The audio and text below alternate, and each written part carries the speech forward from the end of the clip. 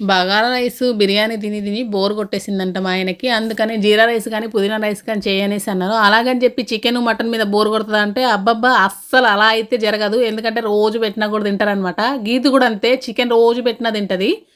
అయితే ఏంటంటే ఇప్పుడు నేను పుదీనా రైస్ చేద్దామంటే పుదీనా లేదు. జీరా రైస్ ఏమో అంత బావుండదేమో అనిపించింది నాకు ఈ మటన్ చికెన్‌లో. అందుకని నేనేం చేసిందంటే టమాటా రైస్ చేసిందనమాట. టమాటా రైస్ విత్ మటన్ ఉంది. అసలు మామూలుగా లేదనమాట. తింటా ఉంటే అబ్బబ్బబ్బబ్బా! అసలు అంత టేస్ట్ ఉందంటే అంత బావుంది. ఇక దానికి తోడు ఏంటంటే పెరుగు చట్నీ చేసిందనమాట. ఎందుకంటే మా ఆయనకి ఎంత గ్రేవీ ఉన్నా, ఏమున్నా మళ్ళీ రసము, ఈ సాంబారు అని అడుగుతా ఉంటాడు. అందుకని పెరుగు చట్నీ అయితే చేశాను. పెరుగు చట్నీ కూడా చాలా బావుంది టమాటా రైస్‌లో. ఇక మా ఆయనైతే ఆహా! పండగ చేసుకున్నాడనమాట.